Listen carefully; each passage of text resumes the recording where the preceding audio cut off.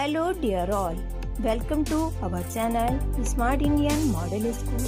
Smart Indian Model School present Smart Indian EduFun classes.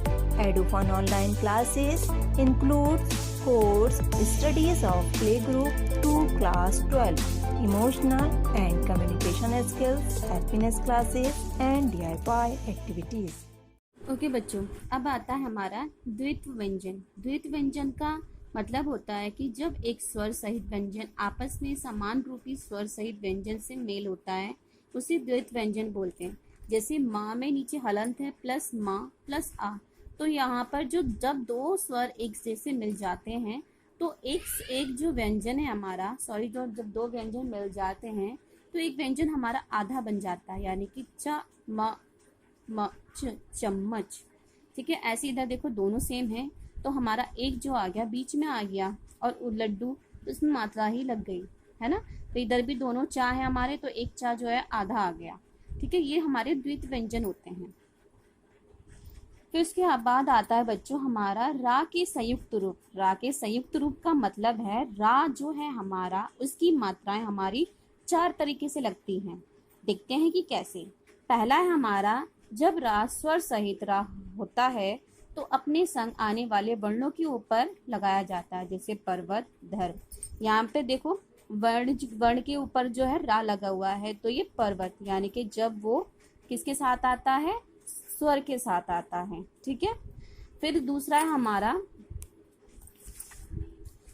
हमारा रा से पूर्व यदि कोई स्वर सहित व्यंजन हो तो रा उसके नीचे पाई के टेढ़ी यानी कि तिरछी उसमें लगाया जाता है। ठीक है, टेढ़ा बन जाता है। जैसे प्रसन्न में ये रा बन गया, ये जो है इस तरीके से तिरछा लगाया जाता है। चक्र जैसे क्रम है ना। उसके बाद आता है हमारा गा, नीचे से गोल तली वाले वर्ण, यानी कि ट ठ ड ढ, यानी कि 4 जो वर्ण हैं, इन वर्णों में हमेशा याद रखना कि जो नीचे से गोल तली वाले यानी कि जो वर्ण गोलाई से मुड़ जाते हैं, उन वर्णों के नीचे रा जो है किस रूप में आ जाता है, इस रूप में आ जाता है ना। तो जैसे हमारा आ गया ट्रक है ना, ड्रम, तो ये जो देखो ट्रा यानी कि गोल तली वाला है, इसके नीचे आ गया।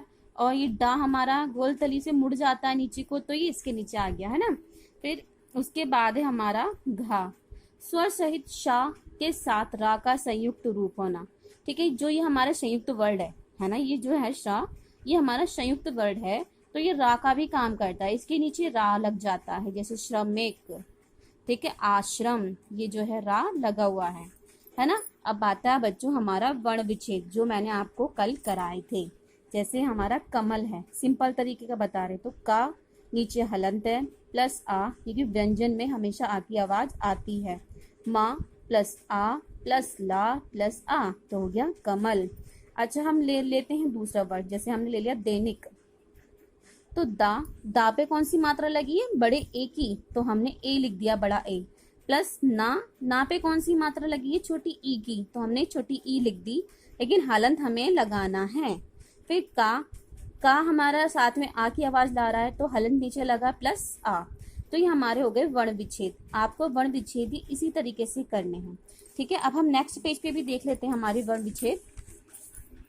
देखिए, ये भी हमारे वर्ण विच्छेद हैं। अब हमारा इसमें समझ लीजिए क्यारी, तो का प्लस, क्योंकि का आधा आ रहा है ना, तो इसलिए हम आ नहीं लेंगे बीच में। या प्लस मात्रा देखो, आ का डंडा है यानी कि बड़ा आ, रा पे कौन सी मात्रा, ई, तो आ गया क्यारी। ठीक है, ऐसी आपको ये सारे जो है अच्छे से देखने हैं और समझने हैं कि कैसे कहाँ पर क्या आया है। आपको ये वर्ण विच्छेद करने होंगे, आपकी बुक में है, जो मैं आपको होमवर्क में दूंगी। ठीक है, आपको अच्छे से करना है और समझना है। उसके बाद आता है बच्चों यहाँ पर हमारा हमने क्या सीखा।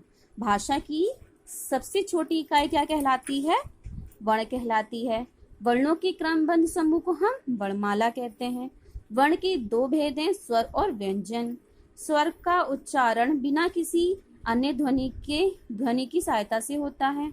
व्यंजनों का उच्चारण स्वरों की सहायता से होता है, यानी कि स्वर जो है स्वतंत्र बोले जाते हैं और व्यंजन जो है उसमें स्वर होता है। जैसे मैंने का बोला, का में हमारा आ, ये स्वर आएगा। ठीक है, फिर व्यंजनों के साथ मिलने वाले स्वर के रूप को मात्रा कहते हैं। जब व्यंजन में कोई स्वर मिलेगा, चाहे हमारा का लिखा हमने, का में हमने ई लिखना है, तो ये हमारा क्या हो जाएगा, की।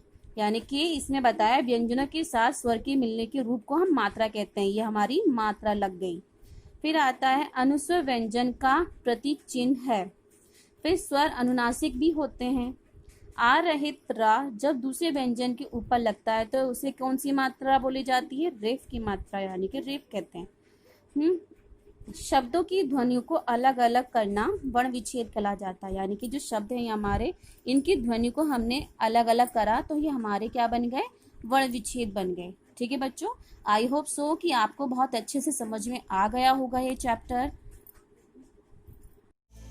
यदि आपको हमारा वीडियो अच्छा लगा हो तो आगे की वीडियो की नोटिफिकेशन प्राप्त करने के लिए कृपया बेल बटन दबाएं और चैनल सब्सक्राइब करना ना भूलें। Please subscribe our channel of Edufun classes. Thank you for watching.